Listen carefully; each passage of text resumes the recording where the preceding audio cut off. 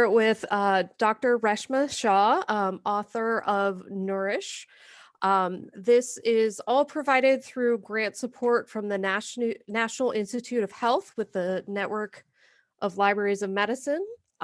These are developed resources. The developed resources reported in this project are supported by the National Library of Medicine, the National Institutes of Health, under a cooperative agreement number UG4LM 012342 with the University of Pittsburgh, the Health Sciences Library System. The content is solely the responsibility of the authors and does not necessarily represent the official views of the National Institutes of Health. Today joining us is Dr. Reshma Shah. Dr. Shah is an affiliate clinical instructor at Stanford University School of Medicine and has been a practicing pediatrician for nearly 20 years. She teaches nutrition to pediatric residents at Stanford, speaks to parent audiences, and has won teaching awards both at Rainbow Babies and Children's Hospital in Cleveland, Ohio, and Stanford University School of Medicine in Palo Alto, California. Dr. Shah currently cares for patients at Santa Clara Valley Medical Center and has additional training and certification in plant-based nutrition and cooking. She has been a featured guest on the Plant Trainers podcast, Rouxbe Culinary School, and has written for Forks Over Knives. Dr. Shah's latest book is Nourish, the definitive plant-based nutrition guide for families. Quoted as winner of the Canada Book Award and an Amazon bestseller, Nourish is the nutrition guide parents have been waiting for. So we want to thank you for joining us today, Dr. Shah. I'm going to go ahead and stop sharing my screen so that you can go ahead and give our presentation. For our guests attending today, if you have any questions, please feel free to put them in our Q&A section. And at the end of our presentation, we'll go over your questions and just have a little chat here. So thanks for joining us. First of all, thank you so much for inviting me. It really is such an honor, and I feel like I'm in great company, and hopefully I can live up to the expectations that were set forth by the prior speakers. So today I'm going to be talking about nourishing our families with a plant-based diet. And I have three main objectives for our time together today. I'm going to talk about what sort of constitutes a healthy diet, the benefits of a plant-based diet, and finally leave you with some tips and strategies so you can bring some of these ideas to your own dinner tables.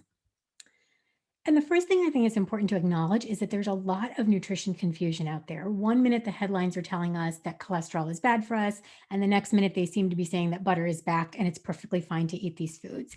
And so I think a lot of people, and physicians included, are confused by nutrition advice. But when we look at the overwhelming consensus of the leading medical, dietetic, public health, and research organizations, including the World Health Organization, the American Academy of Pediatrics, the American Cancer Society, the Harvard School of Public Health, all of these leading organizations, there's actually quite a bit of broad consensus in terms of what constitutes a healthy diet. And what these leading organizations tell us is that in order to maximize health, and longevity, that we should be looking to minimize our intake of certain foods that are known to cause adverse health outcomes. And these include saturated and trans fats, refined carbohydrates, cholesterol, and red and processed meats. And when it comes to what foods we should be eating, all of these leading organizations tell us that we should be looking to eat plenty of fruits and vegetables, whole grains, nuts and seeds, and legumes. So there are a variety of dietary approaches from paleo and keto, Mediterranean and vegan. And today our focus is really going to be on plant-based. And I think it's important to first define what we mean by that term. So in its simplest form, a plant-based diet is essentially a diet that aims to maximize the consumption of nutrient-dense plant foods while minimizing animal-based foods and heavily processed foods in the diet. And it encourages lots of vegetables, fruits, whole grains, lentils, beans, seeds, and nuts, all the foods that we already have mentioned. And I also wanted to clarify just briefly the distinction between vegan versus plant-based, because I think it can be a confusing term. So a vegan diet is essentially a diet that aims to eliminate or minimize really animal foods in the diet. So chicken, fish, eggs, milk, all those sorts of things. But it doesn't really give a lot of consideration to how processed a food might be. So all of the foods at the top of this slide are technically vegan because they're not made of animal foods. But I think most people would agree that these would not be considered to be health promoting foods. While the foods at the bottom of the slide don't contain animal foods, but really are focused on maximizing health advantages. There are a lot of things that contribute to our decisions around what types of foods we eat and serve our family. For some people, it's primarily considerations of health. So, trying to either prevent a lot of the chronic diseases, or in fact, if you already have type 2 diabetes or hypertension, eating a diet that supports those health outcomes. For some people and many busy families, it's convenience. So, we're all very busy working and kids in school. And so, convenience is an important factor to a lot of families. And for many families, is of primary concern. So if you're on a limited budget, how do you feed a family within the confines of what your budget can allow? And then finally, taste. I think whether it's health or convenience or budget, at the end of the day, if the food doesn't taste good, it's not really going to be a practical long-term solution. And the thing that I hope to emphasize that is that throughout this talk is that it's not about being perfect. You don't have to worry about being precise and perfect in everything that you eat, but it's on what we eat and serve most of this time. So 80 to 90% of the time, including the foods that we talked about that promote health. And what I'm hoping to share with you today is that a plant-based diet is a healthy, sustainable, and compassionate way of eating.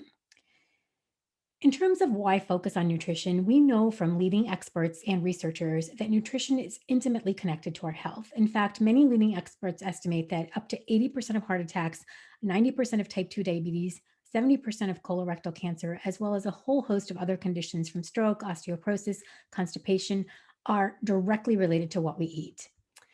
In terms of answering what diet is really best for health, we can learn a lot from the blue zones. And for those of you who may not be familiar, the blue zones are these geographical pockets that are located throughout the world where they have the highest concentration of centenarians. So this means that they have populations that live to age 100 and beyond. And you can find these communities in Okinawa, Japan, in Icaria, Greece, Sardinia, Italy, the Nicoya Peninsula of Costa Rica, and in California amongst the Seventh-day Adventists in Loma Linda. And researchers wanted to know, like, what's the secret sauce? What allows these communities to enjoy such vibrant health? And what they found was that there was actually quite a bit of overlap between the health characteristics of these communities. They found that these communities all tend to have a strong focus on family. They have very low rates of smoking. These people tend to be physically active. And when it came to diet specifically, they all followed a plant-centered or plant-based diet, and they all ate legumes or beans as a staple in the diet.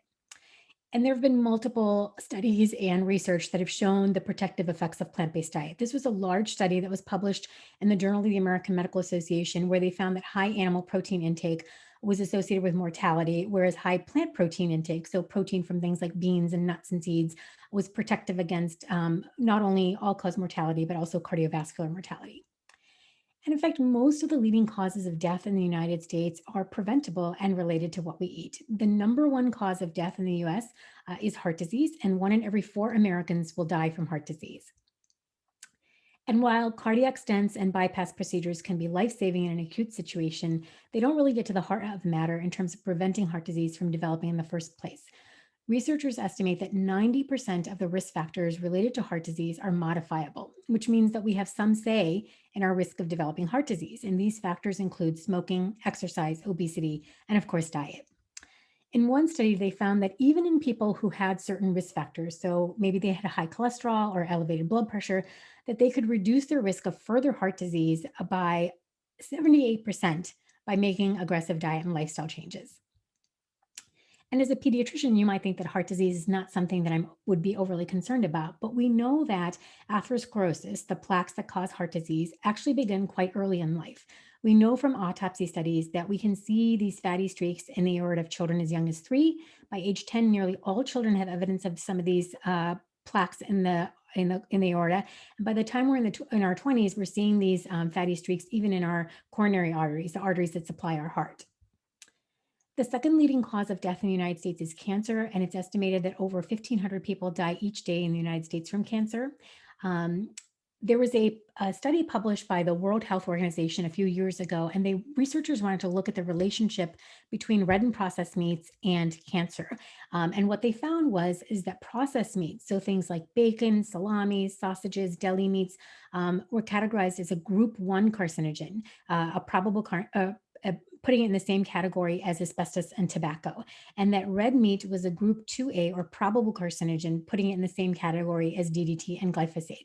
So, at a bare minimum, in terms of cancer prevention, we should really be looking to minimize, if not completely eliminate, red and processed meats in our diet. The World Cancer Research Fund published a report several years ago stating its cancer prevention recommendations, and some of them are not surprising. We shouldn't smoke, we should try to maintain a healthy weight, limit our consumption of alcohol. And when it came to diet specifically, what the report concluded is that a healthy diet and lifestyle behaviors could prevent up to 40% of cancer cases, and that basing our diets around plant foods like vegetables, fruits, and whole grains could be protective and reduce our overall risk of developing cancer.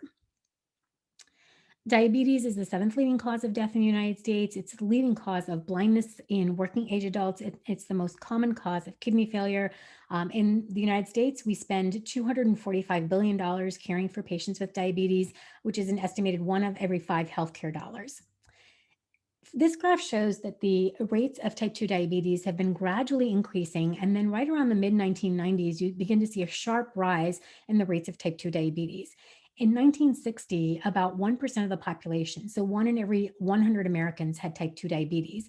Right now, it's closer to one in every 10. And experts estimate that if the current trends continue, that by the year 2050, one in every three Americans will have type 2 diabetes.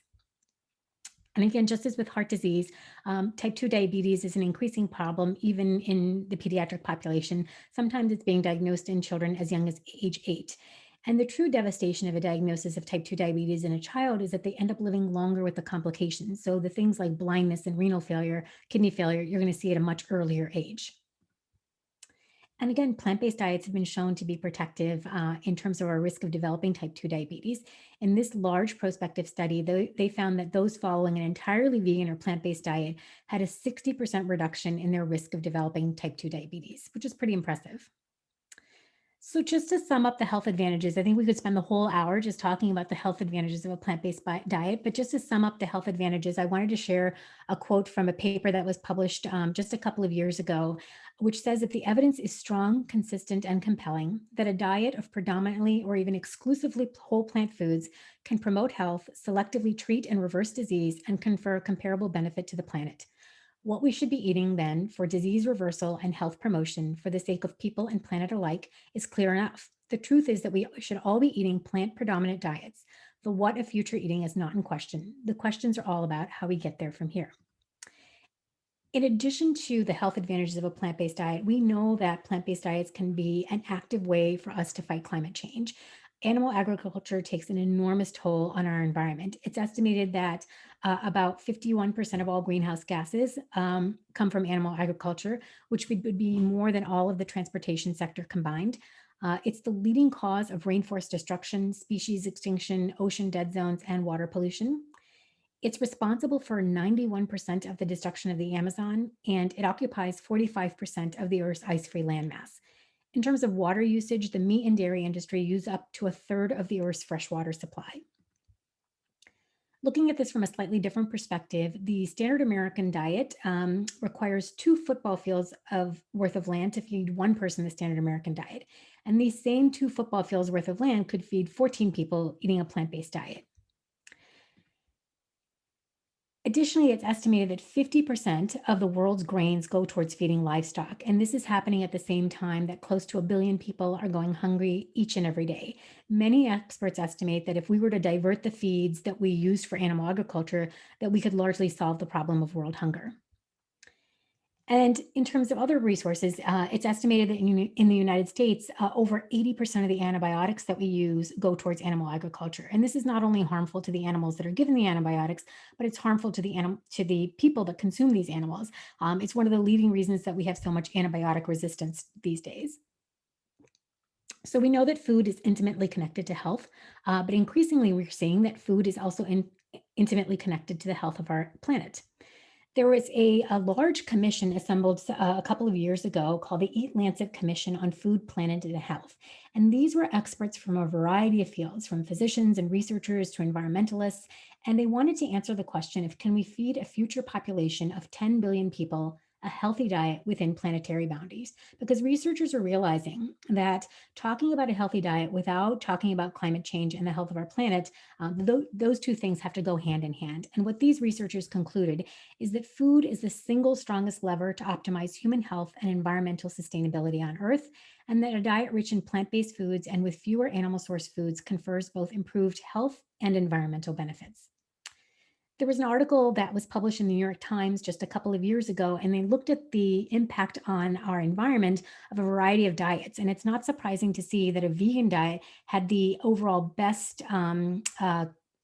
protective effect on our climate.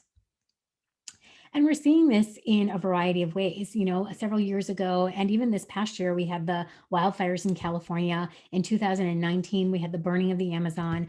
In 2020, which seems like such a long time ago for so many of us, but we had the bushfires in Australia. And then most recently, even the COVID-19 pandemic. All of these things can be related to agriculture and climate change. For those of you who are interested in reading more about this topic, I highly recommend you check out this article that was published in the New York Times, really at the height of the pandemic. And it was called "The End of Meat is Here." If you care about the working poor, about racial justice, and about climate change, you have to stop eating animals. And what the author concludes is that our hand has been reaching for the door for the last few years, and COVID-19 has kicked open the door. On the other side is not something new, but something that calls from the past, a world in which farmers were not myths, tortured bodies were not food, and the planet was not the bill at the end of the meal. One meal in front of the other, it's time to cross the threshold. On the other side is home. This same author wrote a full-length book on this topic, and I love this quote because I think a lot of times when we think about the impact of our food choices on climate change, it feels like, what can I as one person, or even we as one family or one community, what kind of an impact can we really have on the climate crisis? And what he says is that changing how we eat will not be enough on its own to save the planet, but we cannot save the planet without changing how we eat. And I think it's a good way of looking at it. And this brings me to the last aspect of plant-based diets, which is that it is a compassionate way of eating. I love this quote from my co-author of Nourish, Brenda Davis, and she says that being vegan isn't about personal purity or about moral superiority. It's about making a conscious choice to widen your circle of compassion by avoiding animal exploitation as far as is possible and practical. And in fact, most Americans agree. There was a poll conducted by the ASPCA a few years ago, and they found that 94% of Americans agree that animals raised for food should not suffer. This is incongruent with the fact that 10 billion farm animals are raised and slaughtered for food each year in the United States, and 99% of these animals come from factory farms. So I hope I've shared with you that a plant-based diet is a healthy, sustainable, and compassionate way of eating. But many of you may be wondering, and especially those of you who might be parents, is this way of eating safe? Will my family be able to meet their nutritional needs? And what about the protein? This is probably the question that I get asked about most often. So I wanted to touch briefly on these topics. So to answer this question in its simplest form, plant-based diets are absolutely safe and appropriate. There was a position statement published by the Academy of Nutrition and Dietetics, which is the largest dietetics organization in the world. And they published this statement in which they said that it is the position of the Academy of Nutrition and Dietetics that appropriately planned vegetarian diets, including total vegetarian or vegan diets, are healthful, nutritionally adequate, and may provide health benefits in the prevention and treatment of certain diseases. Well-planned vegetarian diets are appropriate for individuals during all stages of the life cycle, including pregnancy, lactation, infancy, childhood, adolescence, and for athletes. I think the place where most parents and healthcare providers and people in general get stuck are on the words appropriately planned and well-planned, because what does that even mean? And are busy families even capable of having such well-planned diets? And so when we think about our kids getting a school lunch that looks like this, we don't really question whether it's meeting their nutritional needs. But if we were to swap it out with a school lunch that looks like this, we become very concerned about whether or not it's going to meet their nutritional needs. And the bottom line is that all diets for children and people need to be well planned. There was a state indicator report put out in 2013 looking at the overall fruit and vegetable intake of people in the United States. And fruit and vegetable intake is a sort of general marker of nutritional adequacy and overall good nutrition. And what this report, it was kind of astounding. They found that, and this is just a very detailed list of all the different intakes by state. And what they found was that on average, US adults eat one fruit and 1.5 servings of vegetables per day, and that nearly 40% of adolescents ate less than one serving of fruit and one serving of vegetable per day. So absolutely, plant-based diets need to be well planned, but the standard American diet is not all that well planned when you look at the fruit and vegetable indicators. They published an updated report in 2018, and we weren't doing much better. In that report, they found that only 12% of adults met their daily fruit intake recommendations, and only 9% met their daily vegetable recommendations. There have been lots of studies looking at the growth and development of children eating plant-based diets, and a variety of these diets, from lacto-ovo-vegetarian, meaning it's a vegetarian diet that includes milk and eggs, to entirely vegan diets. And the studies have shown that children raised on plant-based diets grow just as well and develop just as well as those raised on omnivorous diets. I think the key thing to consider when feeding your family, if you're looking to transition more to a plant-based diet, is to ensure that you have an adequate quality, quantity, and variety of foods. And this means, making sure that they're getting sufficient calories, making sure that you're sort of eating the rainbow, not the Skittles rainbow, but the rainbow that comes from fruits and vegetables, and making sure that you are appropriately, including those foods in the diet. When we look at plant-based parenting today, I think that families are becoming increasingly aware of what nutrients they may need to pay particular attention to. Increasingly, healthcare professionals are also becoming more aware of how they can support families. And there's also been an explosion of availability of nutrient-rich and fortified foods over the last 5 to 10 years, such that eating a plant-based diet has been easier than it's ever been before. There are a couple of nutrients that I did want to talk about in specific detail. Now, we're not going to have time to cover all of these nutrients because there's quite a bit to cover. But for those of you who are more interested in learning about this, in addition to the book, if you go on our website, nourishthebook.com, we have a lot of these resources. So some of the common nutrients that come up over and over again, and it provides the sort of readily available plant-based sources of these nutrients. But I did want to touch on a couple of these nutrients because I think they're especially important. The other resource that we have is just a sort of visual graphic to show you what that variety and quantity and quality of food can look like, focusing on nutrients like iron, calcium, iodine, and vitamin D. One nutrient that I wanted to talk about specifically is I've found over the years that when I talk to audiences about plant-based diets, some in the audience are so enthusiastic and they're like ready to start tomorrow. And this is one nutrient that I feel like I do need to make people aware of. Oftentimes, when you see negative headlines about the safety and adequacy of vegetarian, vegan, or plant-based diets, it's usually around this specific nutrient. Vitamin B12 is a vitamin that typically you cannot get from plant foods. Actually, the real source of vitamin B12 comes from the soil. It comes from microorganisms in the soil. So animals typically eat, they graze, and so they get those microorganisms in the soil. Or oftentimes, the feed of animals is fortified with B12. So if you eat some animal foods in the diet, excuse me, you typically get adequate B12. It used to be ages and ages ago when we didn't sanitize our food so well, we'd get bits of soil and dirt in our food, and that's kind of how we got B12. But we don't necessarily want to be doing that for a variety of reasons. So, for those that are following a plant-based diet, an exclusively plant-based diet, or mostly plant-based diet, it's really important to ensure an adequate source of B12. The good news is that B12 is fairly inexpensive. There are really no side effects, and it's easy to take. And you can take it either in supplement form, or a lot of foods like the plant-based milks, like almond milk, soy milk, these milks are often fortified with B12. So it's very easy and inexpensive to get B12. The reason that it's important to make sure that you have an adequate source of B12 is because if you're deficient in B12 for a longer period of time, it can result in some devastating outcomes, including anemia and even neurological problems. People who take B12 adequately won't suffer this, but it is important to remember to take B12. The final thing I'll say about B12 is it's not only people who are vegetarian and vegan that need to be worried about B12. The Institute of Medicine actually recommends that everyone over the age of 50 make sure that they're taking an adequate source of B12, because as you get older, it becomes much more difficult to extract the B12 from animal sources. And then, of course, certain people with certain medical conditions like celiac disease also have difficulty. So vegans, vegetarians, and certain select populations need to be concerned about B12. And then the nutrient that I really want to talk about is protein, because this is probably the question that I get asked about most often when it comes to plant-based diets. Like, what about the protein? And the reason I highlight this photo is these athletes are all vegan, and clearly they don't look protein deficient. So I think that if athletes like these can meet their protein requirements eating a plant-based diet, that it should be fairly easy for us to meet our protein requirements as well. I love this quote from a prominent plant-based physician. He says, when you think about the biggest animals on the planet, elephants, buffalo, giraffes, huge, huge mammals, they don't eat meat. How do they get their protein? It grows out of the ground. Plants are full of protein. That's where these animals get it, and that's where we can get it as well. Just a few myths about protein and specifically plant proteins.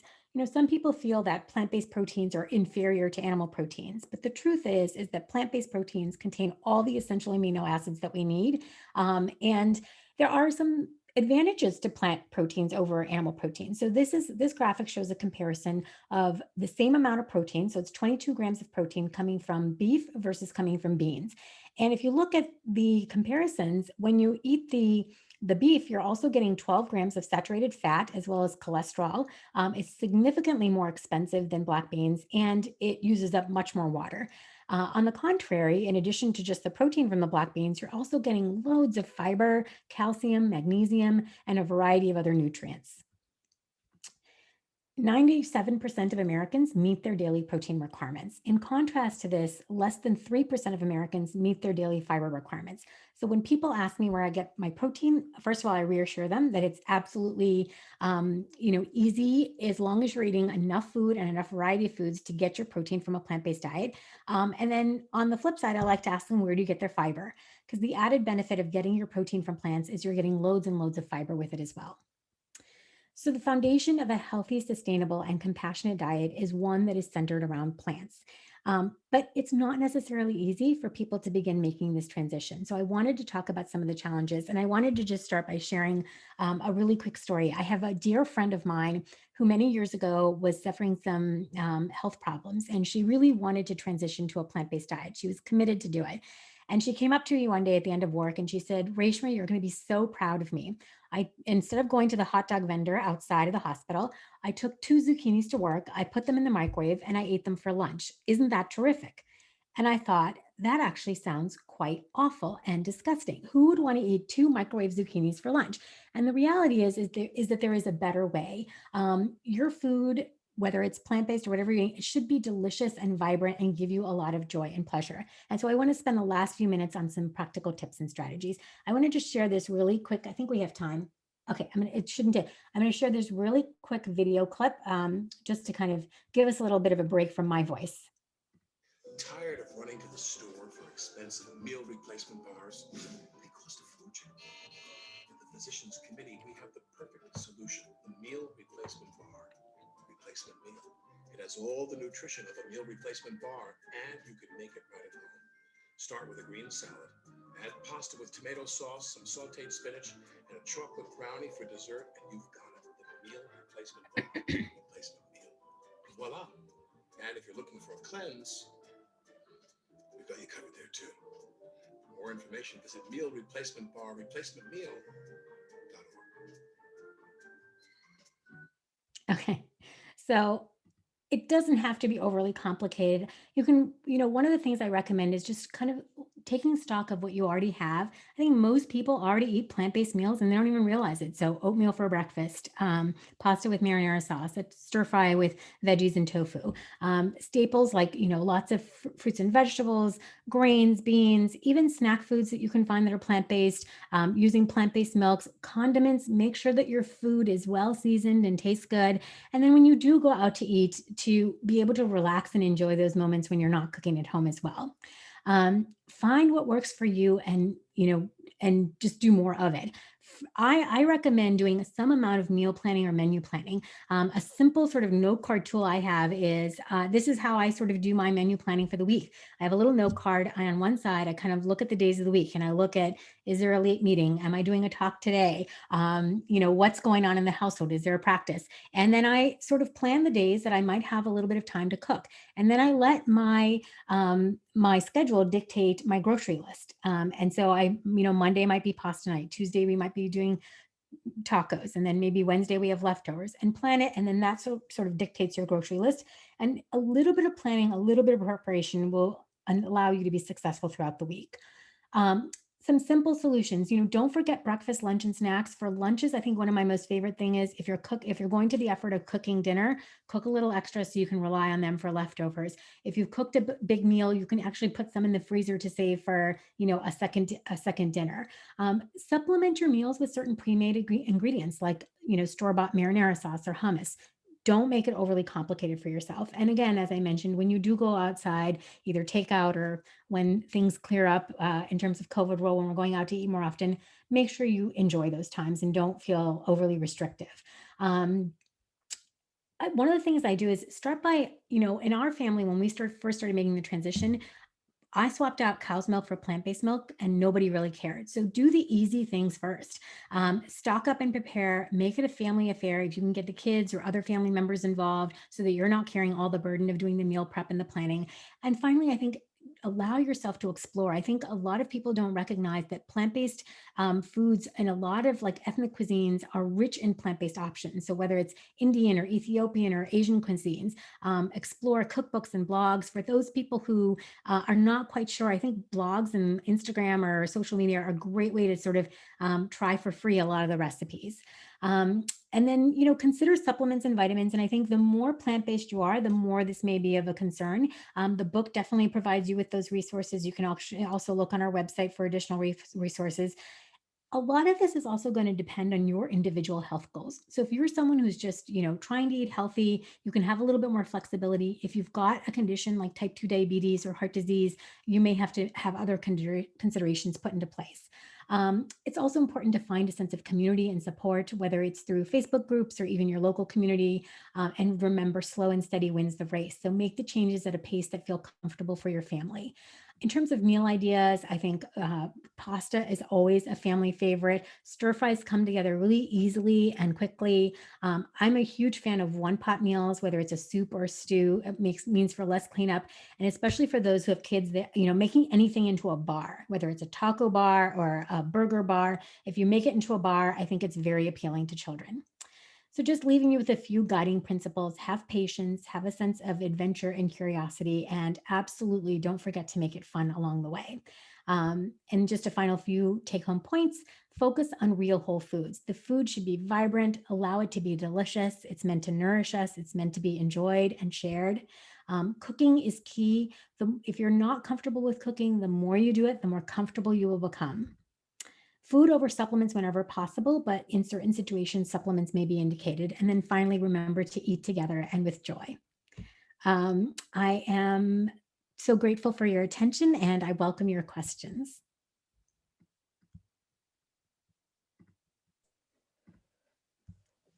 Wow, Dr. Shaw, that's definitely a lot to really consider, especially because there are so many different elements that we just don't think of every day. Um, One thing that you brought up that I know a lot of people don't always know about, but when we talk about antibiotics in animals diets, especially when you see things that say raised without antibiotics, it's very common that people assume that the antibiotics are just meant to treat illness in those animals, but in Yeah. reality, what it is, there was a study a long time ago that helped agriculture realize that by feeding animals antibiotics, it actually increased the size of the animals. You could get a pig fed antibiotics to grow 3 times larger than one that was grown without. So really, that's why we see that in marketing so much, is because it's something that is to get more weight out of the animal. And like you said, it can increase antibiotic Forgetting the word, Resistance. Yes. resistance, which is a very scary thing in and of itself. And And so a lot of times, minimizing, they sort of prophylactically give, especially in factory farming, because they're under such confined conditions. And so you can imagine that infection spreads rampantly. So they give it sort of as prophylaxis because they know the conditions are so unsanitary. So yeah, it's not just to treat an infection. They're just sort of given as part of the routine of raising animals that way. yes. So we did have one question come in really early with the chat, and I apologize to whoever asked it, but I was wondering if it might come up during the chat, but it didn't. Could you address a little about how diet can impact later mental illnesses, specifically something like dementia or Alzheimer's? Yeah. Can you speak a little towards that? Yeah, and there's actually, for people that are interested, there's a great book that was published a few years ago by some friends of mine called The Alzheimer's Solution. And they've actually just, I think you can get it pre-order now, a cookbook that's connected to that. So Alzheimer's, some people say it's almost like a diabetes of the brain. It's a chronic inflammatory condition. And so, the same diet that can prevent heart disease, can prevent type 2 diabetes, can also help to prevent Alzheimer's disease because they're all sort of related to these common inflammatory pathways. And so if we promote a diet that is anti-inflammatory, that's rich with phytonutrients and antioxidants, it actually protects against many of these disease pathways. And so a diet that's rich in plant-based foods, in polyphenols, which are all the protective compounds that are found in plants, that are rich in fiber, all of these things help our overall health, and in that way have also been shown to prevent against cognitive decline. Excellent, thank you. The other question we have here is, what would you consider a good or best option for meat other than red meats? Chicken, pork, turkey, is there anything that might be a little of the lesser evil? Yeah, and I think it depends on a variety of things that you're looking at. So it's not just, one of the things I sort of try to emphasize in this talk is there's layers of consideration. So if you're looking at it from a purely health perspective versus are you looking at the environmental impact versus are you looking at the compassionate impact? So one example I can give you of this is if you're looking at compassion towards animals, it's actually probably better to eat beef than chicken because it's one cow can feed how many people versus one chicken. If you're looking purely from a health perspective, by far, if you're going to make one change in terms of your animal protein intake, it's getting rid of red and processed meats. That's like the top place I would start, and processed meats especially. So if you're going to if you say, I'm not really ready to go all the way in, I just want to start with some gradual changes, the biggest bang for your buck is going to be to really significantly reduce, if not eliminate, those processed meats, the deli meats, the sausages, the bacon. Those the World Health Organization has categorized as a group 1A carcinogen. And then I would put red meat right underneath that. Red meat has a lot of saturated fat. And then it's a combination, I think, of eating those foods less frequently, and trying to sub out some plant-based options. So I think chicken and fish, probably fish for the omega-3s. If of all the foods, I would say fish has some potential health advantages in terms of the omega-3 fatty acids. But what we're seeing increasingly is that fish are filled with mercury and other environmental contaminants that are not necessarily good for us. When you think about, they recommend that pregnant women limit their intake of fish. It's for a reason, because we don't want developing fetus to be exposed to those things. So I think if you felt like you wanted to have some flexibility, maybe a couple of servings of fish would be fine a week. In my own plant-based journey, the beef, the chicken, the pork was very easy for me to give up. I think the very last thing that I gave up was fish because it gave me a little bit of flexibility. But then, also considering the oceans and stuff. So I would say the best place to start is red and processed meats, and then kind of just make a stepwise approach in terms of what you feel is doable. For some families, the easiest switch to make is just even the cow's milk, because I mean, nowadays there's so almond milk and soy milk, and there's so many different varieties, you hardly feel like you're missing anything. Yeah. I do have a follow-up question regarding the dementia, Alzheimer's, that sort of thing. To your knowledge, would there be is there any way for somebody to determine how much inflammation they might have in their brain, or how much at risk they might be Is there any particular focus in a plant-based diet that could help reduce that inflammation? Yeah, so a lot of it is going to be in terms of risk. There are certain genetic tests that you can do to see if you are a carrier of the genes that put you at greater risk for Alzheimer's, and that's that genetic risk is not going to be necessarily, you're not going to be able to change that risk by through diet. But if you do, if you know that you carry that genetic susceptibility to Alzheimer's or other forms of dementia, you may especially want to pay attention to the diet and other lifestyle factors. And it's not just diet, right? So it's diet, it's sleep, it's not smoking, it's all the things that we know promote a healthy diet. In terms of specific foods, the book that I mentioned, the from it's Aisha and Dean shares, I can share that link with you. But they actually have like it sounds like this person is particularly interested in this topic, and I would definitely recommend this book because they sort of outline some key foods, like including greens and including nuts and seeds and omega-3 sources, and they sort of go through a list of those foods. And then the second half of the book is filled with plant-based recipes to actually put those things into action.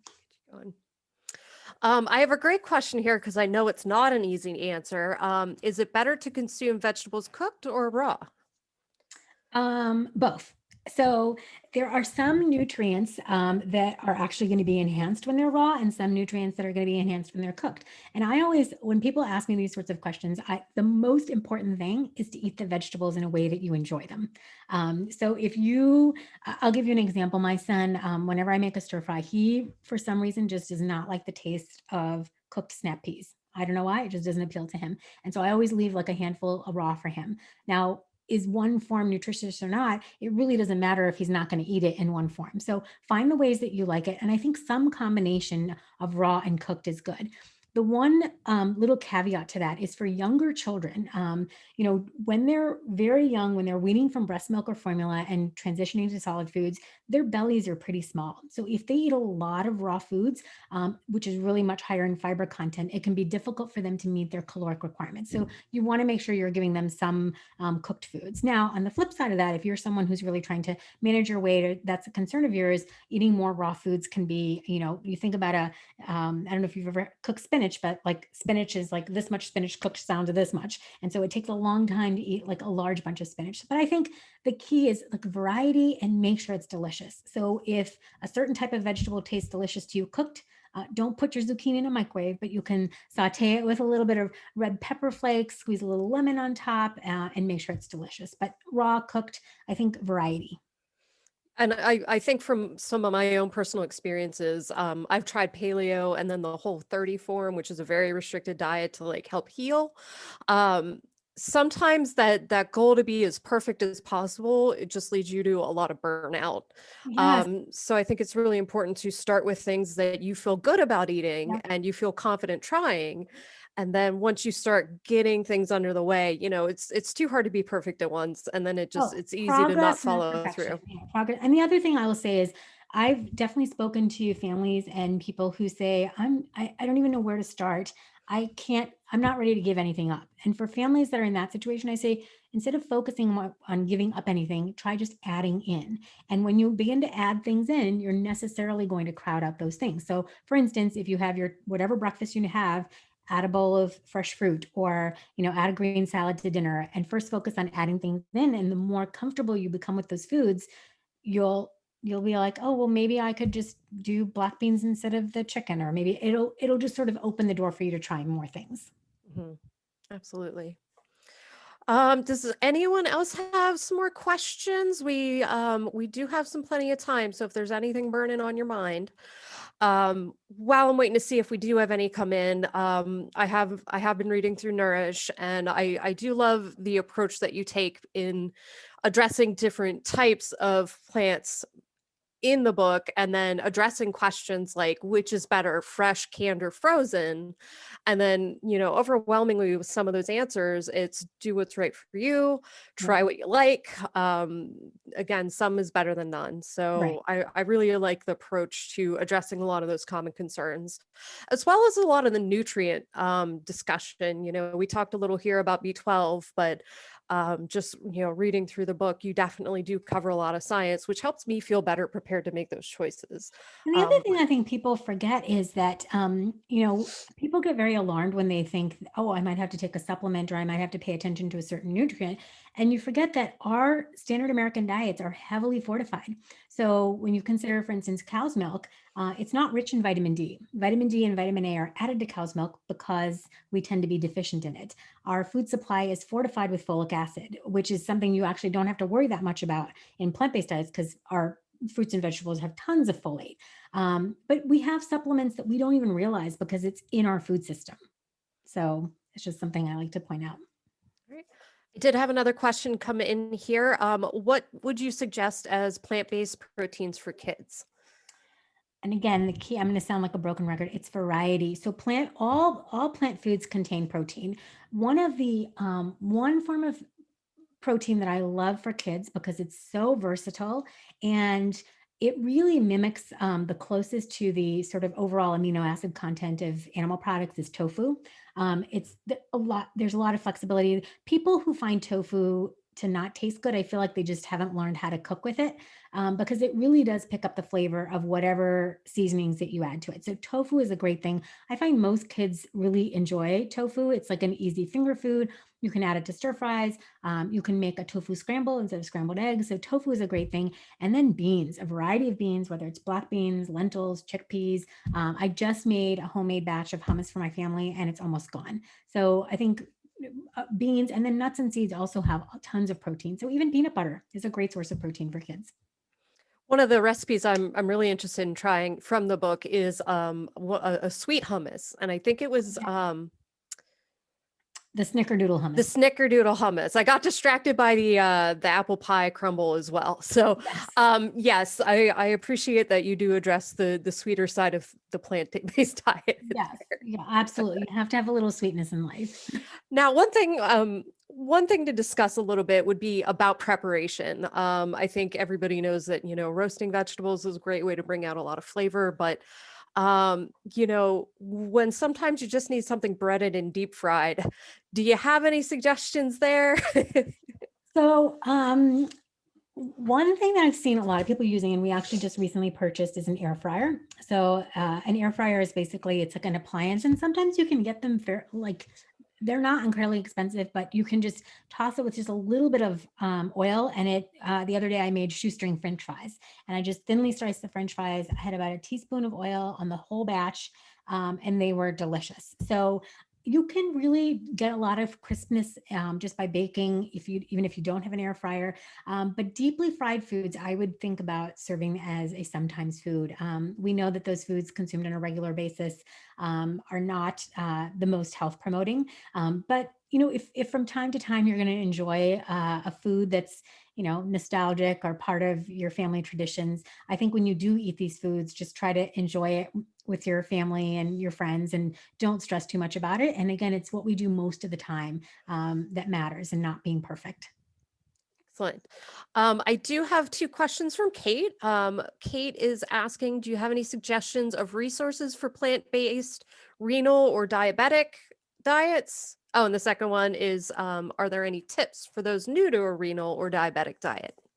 So actually my co-author, Brenda Davis, this is my first book, but her 12th book. Oh, So wow. she actually has two books that I would definitely recommend. Her name is Brenda Davis, and if you Google search her and diabetes, you'll find her books. But the first is Kick Diabetes, and it's basically covers this topic of plant-based diets and diabetes. And the first book is more sort of informational, and her second book on the same topic is recipes.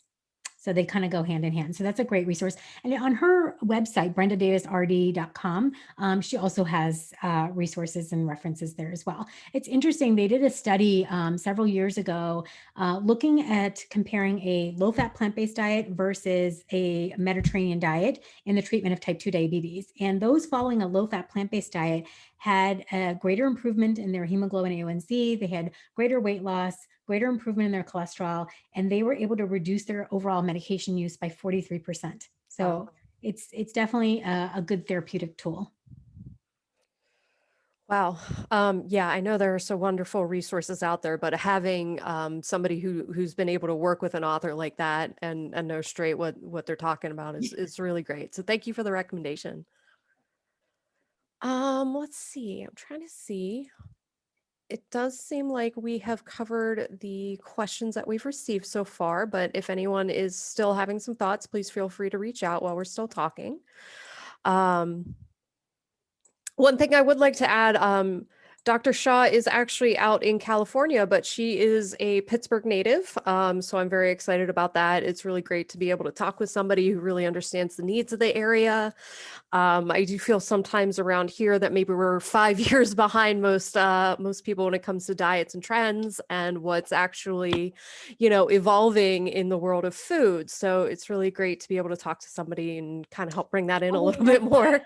My parents still live in Pittsburgh, and when we visit them, I'm amazed even at their grocery stores the amount of plant-based options and things that are available. So I think it's definitely changing, and I think the access to not only just plant-based alternatives, but even just to information. I think over the last 5 years, people are just becoming much more aware. And some estimates put in the younger generation, more and more are going plant-based. So I don't think it's like one of these fancy fad things that's going to be gone tomorrow. I think it's here to stay. Are you seeing any trends in the plant-based industry that are like particularly exciting in terms of, I don't know, any cuisines or cultural changes that might be interesting to try? I think a lot of people, when they are thinking plant-based, are thinking very, um, when they think about salads or just kind of like something over rice. Yeah. Is there anything that people are really just raving over these days? I mean, I think being vegetarian or vegan. So my family actually, we grew up in Pittsburgh, and I grew up in Pittsburgh, and my family was vegetarian. And at the time, back in the 1970s and 80s, like to be vegetarian, like it was just such a bizarre thing. Like we had two places that we could go to eat because, I remember once ordering a Whopper without the meat, and the person just looked at me and they said, what even is that? And nowadays, I think you can pretty much go into any restaurant and kind of come up with a plant-based option. I think people are really interested in exploring different kinds of cuisines. And I think one of my it's not so recent, I've tried it, many years ago, is Ethiopian cuisine. And I never Mhm. realized how like plant forward and plant friendly it is. And for those of you who've never had Ethiopian food, it's basically this sort of communal style of eating. They make this sort of fermented flatbread called injera, and then they have a variety. I mean, they do use animal foods as well, but it's very easy to eat vegetarian when you go out for Ethiopian, and it's really spiced lentils and collard greens and different kinds of vegetables, and you just sort of tear a piece of the bread off and scoop up the food and eat it kind of family style. So that's a fun thing. So if you ever have the opportunity to try Ethiopian food, it's just delicious. I think, for those that are on social media, like Instagram, and it's endless the amount of resources you can find.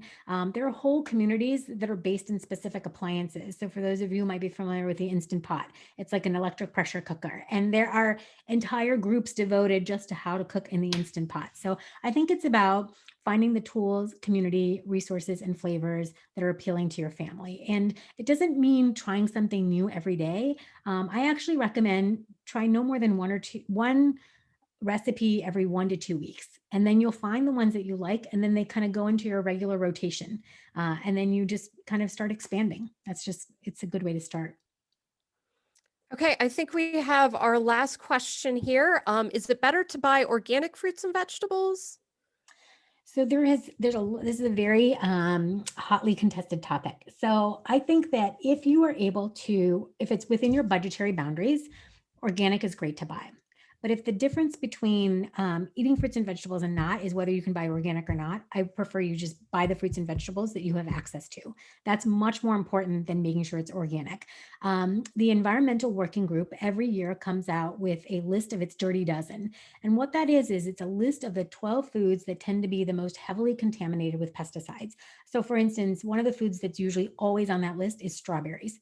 So what you can do is to pick and choose if you're trying to stay within a particular budget, pick and choose the foods that are going to have the highest accumulation of pesticides. So organic for strawberries for our family, I tend to buy when they're in season, and if I can get them organic, because the pesticides do accumulate. Now, other foods that have like a harder outer covering, like avocado or things like that, it doesn't matter as much whether it's organic because the pesticides don't really penetrate through. So the Environmental Working Group has a list that they publish every year called the Dirty Dozen, and then the opposite is like the clean. I don't know what it's. I think it's called the clean something. That are basically, these foods have such low levels of pesticide that it really doesn't matter whether you buy organic or not, in terms of the health issues. Wonderful. Those sound like some really great resources. For our guests who are on our mailing list, we will try and send some of that information out to you. We've got some really great resources in our discussion here, so we'll try and send you guys some links. Yeah, and if people have more questions, the best way to connect with me is on Instagram. That's probably the only place that I really am very active at all. I don't think I even really know how to use Twitter that well. It kind of scares me. So I'm on Instagram. It's just my name, at Reshma Shah, and would love to connect with you there if you have more questions. All right. Well, that does do it for our Q&A, but we certainly have had some really great conversation here. And somebody did say in the Q&A, it's called the Clean 15. Clean 15. Which I Okay, thought it might thank be you. if it was going to Yes. rhyme. So I'm glad to have some verification. Yes, Thank you for that, thank you. Brittany. I had like a little momentary laugh there. So thank you again, Dr. Shah. It's been wonderful. I am going to switch over here to show some slides to wrap everything up and talk a little bit more about our grant funder. So please, if you want to stay for that, but we are going to switch over here and share my screen. And let's see here. I hope everybody can see it. So we are going to talk here about the All of Us research program. This is sponsored by the National Institute of Health. Their goal is to have 1 million people come together to create the largest medical research database of its kind to speed up medical breakthroughs with precision medicine. If you're interested in the All of Us program, we will have links on our program landing page to learn more. It's just a really great way for regular Americans to get involved and help other Americans learn what could be going on and how to make things better. Next, we are going to talk about MedlinePlus. MedlinePlus is a resource. It's more important than ever to have access to quality and trusted medical information. MedlinePlus is an online medical database with information you can trust. These are very vetted and specific sources. They are frequently updated, especially with topics that are coming out newer, they'll feature them. MedlinePlus also has a section with healthy cooking recipes. For example, some of the things we can see pictured here include an apple coffee cake. These are provided by some of the resources we found through MedlinePlus. And MedlinePlus also has a section on mental health. You can follow the links on our landing page to learn more or go to medlineplus.gov. This is really a great resource. MedlinePlus is almost the Google for any sort of health or mental health issue that you might be interested in. For example, we were talking a bit about diet and dementia. If I were to do some research, this is probably MedlinePlus is probably where I would go first to see what I could find out. So we do want to thank everybody for attending tonight's program and for the last two programs as well. We really appreciate your time and we hope you have found these to be very educational. If you have any questions for any of our series, please reach out. We do have our landing page where all of the sessions will be recorded with closed captioning provided as well. And if you have any questions for our authors, you can reach out directly. Dr. Shah did mention her Instagram, and we'll provide some more information as well. And then last but not least, we would like to ask you to take a survey regarding today's session. These can be very important to our programming to make sure that we're giving you stuff that is interesting to you, and as well to our grant funding through the National Institute of Health. They like to make sure that we're doing a good job too. So I'm going to go ahead and end it here. Dr. Shah, thank you again. And I hope everybody has a wonderful evening. Thank you. Bye-bye.